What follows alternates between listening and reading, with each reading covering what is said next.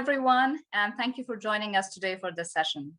I think we can all agree this is about one of the most, if not the most important challenge and opportunity that we will collectively address in our time. What we do now and how we address the changes that are being driven by consumer privacy, identity, consent, this is what will drive what programmatic advertising will become in the months and years to come. All of us in the industry, I think, collectively are trying to find ways of ensuring that programmatic can hold its promise of data-driven marketing that we set out with, but with a privacy-first approach. I know there have been challenges, but like I said, it's also our biggest opportunity.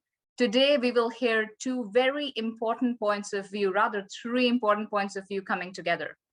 Think about the merging of identity, contextual advertising, and quality scoring. I've been inspired with the conversations that have been going on, but with this, I'm very excited to introduce our speakers for this session, who will enlighten us a bit more on how we are bringing this to the real world. Please welcome Steve Silvers, SVP Product and GM of Customer Experience at Neustar, and Cedar Milazzo, the CEO of Nobl Media. Thanks, Neha. Appreciate it. Thank you. All right, so Cedar and I will be talking to you about an experiment that we ran. Now, as marketers, we're always trying to figure out which consumers we can influence to make a purchase and where and how to increase our ROI. At Neustar, we call that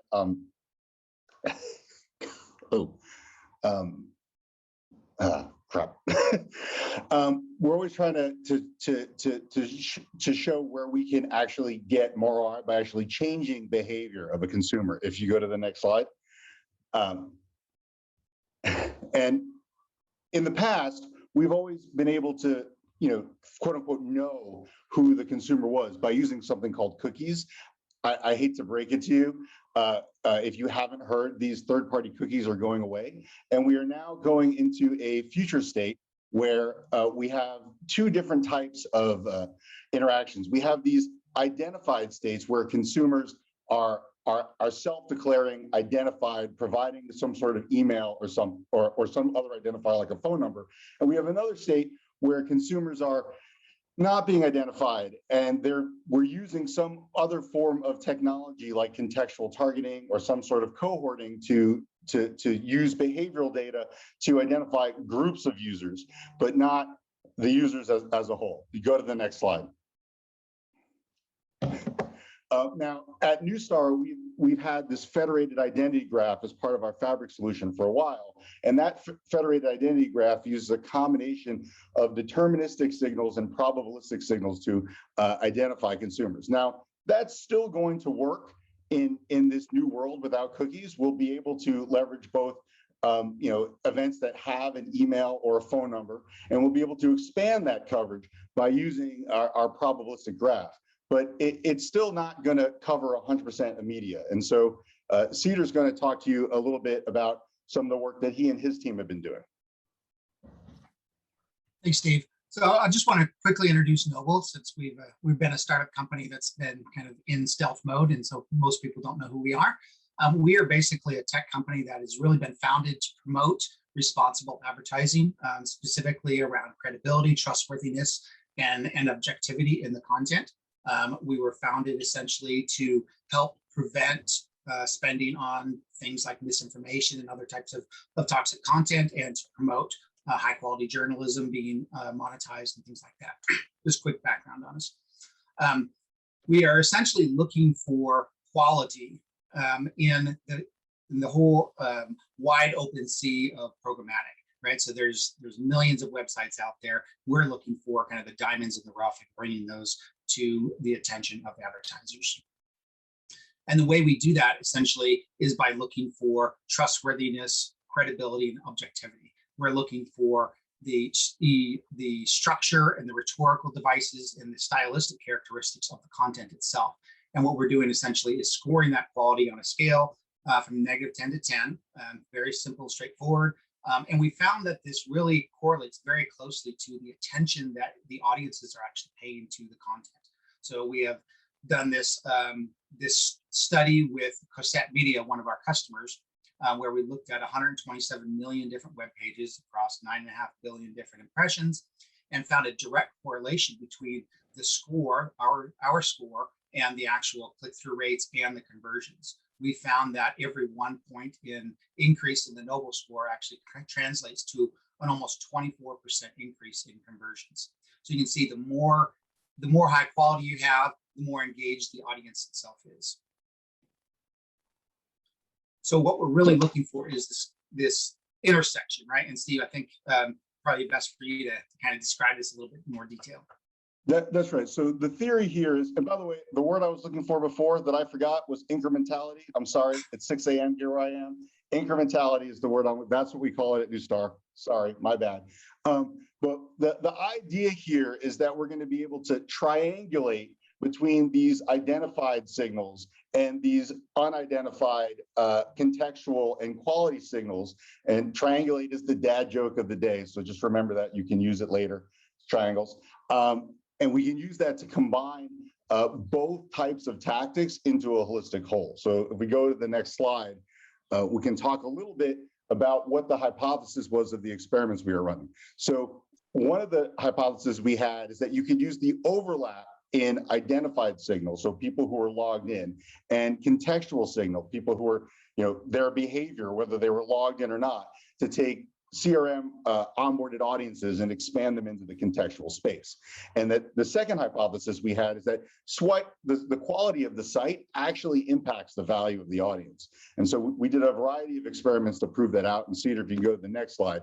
The first thing we did was we used the Neustar, we onboarded first-party audience data into the Neustar Identity Management Platform, or IDMP, and we used the households and individuals we were able to identify in the CRM file, and we had similar contextual data, web behavioral data, that we were also able to attach to those households and individuals, and we were able to find patterns in that behavior to map to the IAB contextual categories and the Nobl quality scores to figure out what contextual categories and quality scores were most indicative of the audience in the CRM segment. And so the idea here was, instead of just, having a person a priori going in and figuring out, well, your brand does X, these are the segments that you should buy, to actually look at the behaviors of your customers or your target audience and see if there was insights into categories that might not have been obvious. We go to the next slide. So the results were actually pretty interesting. We found there was actually a fairly distinct mapping between the quality score, the IAB audience, and the similarity of the users or the audience across those different pages. You can see the separation between these really kind of low similarity scores on the left in gray and the high similarity on the right. So the x-axis here is the Nobl score. So as a Nobl score goes up, you actually get more similarity of IAB audience, and you get more engagement as well. This was actually done with a very specific audience where the users were travel rewards credit card users. And we found a very high correlation between those people and health and fitness, for example, and personal finance and insurance. So that similarity, as well as the Nobl quality score, was able to actually identify these users, even though we didn't necessarily have any tracking information on them. So we found when we ran our live campaigns, we did a 3-week-long A/B campaign, and found that although we have fewer pages involved and actually fewer impressions, we actually found that even though we showed the ad fewer times, we got more engagement. We had actually 14% more clicks, even though we had 39% fewer impressions. And the other interesting piece here was we actually found lower cost as well. So although we have fewer impressions, more clicks, higher ROI essentially with this. And that basically means that we're focusing our attentions only on the pages and only on the audience that is actually interested in the content that we're looking for, or that we're trying to advertise for. So in conclusion, basically, these IAB audience lookalike audiences are actually really valuable for for figuring out where the audience or what the type of audience is actually looking at outside of the tracking, cookies and so on, and finding where they're actually spending their time. And then looking at not just the pages themselves and the categories of pages, but actually looking at the quality of the pages there is actually a good indicator of whether this audience actually matches the target audience. And so combining those two actually gives really great performance. This actually turns out, with this experience at least, it was actually better than the cookie-based targeting. So anything to add there, Steve? No, that's it. I think you did a great job of summing that up. It looks like we've got some time to take some questions, so that's good. Yeah, I think we're done already. Absolutely. Thank you, Steve and Cedar, for walking us through this approach. And I think especially for the ICOM community, it's always important to see some of the measurable, tangible outcomes of such experiments, right? Because it ladders up to how we can start thinking about solving for this. I hope this has served as inspiration for our audience members. It surely helps reaffirm that there is light at the end of the tunnel. Everything is not over because cookies are going away. And, surely there'll be more than one way of, attacking this problem that we have at hand, but also ensuring that performance is either similar to how it was with cookies or perhaps even better, like you just showed us. I particularly enjoyed seeing how we can augment quantitative signals with quality and engagement, because, at the end of the day, we are advertising to humans as brands. So now with this, I would like to open the session for questions. And let me take a quick check. I have some of those questions here. I will ask the first question here. So the first question, Steve and Cedar, is what is your advice to advertisers, brands, and even, agencies at large to prepare for such experiments? Of course, there is, thought going through what is the hypothesis we're trying to get to. So what's your recommendation, since now you've been on this path, clients? Sure. So for this thing, one of the things that I think people are doing now is a lot of people are just focused on doing just one thing, as if one thing is going to solve their problem. And I think that's the biggest risk we have as marketers right now. People are tunneling on one thing. Oh, I'm going to do identified, and that's just what I'm going to do. Or I'm going to do flocks, or I'm going to do contextual. And I only have to do one thing, and I'm going to get everything I got before. And I don't think that's going to work the way that people want it to. We have a variety of different types of solutions, and the interplay between them is what's really interesting. So, you need to have an open mind about these things, and you have to run experiments like this one. So that's thing number one. And thing number two is, in the end, we can't be looking backwards. We have to be looking forwards. If you're comparing everything to what we were able to do with cookies, you may often be disappointed, right? Because there's no guarantee that any set of solutions are going to be as good as the cookies were. Although frankly, cookies aren't that good right now, right? It's just one browser. We're doing everything based on one browser that still supports third-party cookies. But we need to create a new baseline. You don't need to be doing exactly what you did before. You don't need to be doing as well as you did with cookies. You just need to be doing better than everyone else with the new normal. And if you focus on that, you can avoid the paralysis. That's piggybacking on that a little bit, if you don't mind. I like to quote Hitchhiker's Guide to the Galaxy: "Don't panic." I think there's plenty of solutions that are coming along out there, and the death of cookies and the removal of third-party cookies is not necessarily even necessarily a bad thing for the industry in the long term. When we can go out there and show the consumers that we're actually respecting their privacy, as well as presenting, relevant advertising to them, relevant messaging, I think it's actually going to be positive for the industry as a whole. And these variety of solutions that are coming out there, what Neustar and Nobl did together is one example, but there's plenty of other solutions out there coming along as well. So the key is, as Steve said, get creative. There's lots of things to work on. We're probably, in my view, we'll probably end up in a much better space than we are currently. Yeah, great. Remember to carry your towel. I like the new baseline. And I think So there are more questions. So another question that's come up is, how did you manage frequency during these experiments? We didn't. Frequency was not something that we managed in this experiment, and frequency is still one of those things that is going to be challenging.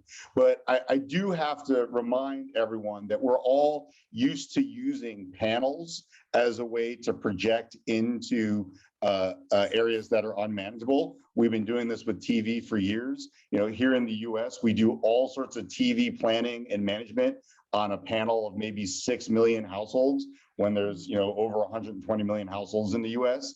And so you have to think of this as a similar approach where the identified signal acts as a panel that allows us to project into these unidentified segments. And we'll be able to use that data to get an average of frequency. We might not be able to maintain frequency in all of these segments. It's going to be challenging, but we're going to have to do the best we can. Got it. Makes sense.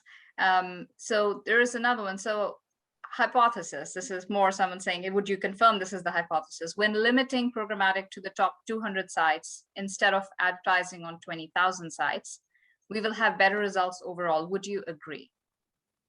I would not agree myself. I think that there is a lot of good content out there that is very engaging to end users in the long tail. And when you're focusing on the same 200 sites that every other advertiser is, you get what I like to call whitelist inflation, where everybody's bidding on the same sites. And so the price is actually going up and not being as efficient for you as an advertiser. And so if you can look into the long tail and look for the high quality sites in the long tail, you'll actually be better off than everyone else. Got it. Well, we are at 35 seconds. One quick yes or no question. How will Neustar and Nobl make the study available, and will it publish? Yes. It will. Yeah, great. Definitely. We unfortunately don't have time for the last question, but I think as we go into the speaker sessions, we have an extended Q&A. So with this, I thank everyone for joining us here. I'm excited to meet all of you again, and we can probably have more questions, some more brainstorming as we meet in other sessions and the speaker Q&A. Thank you so much, everyone.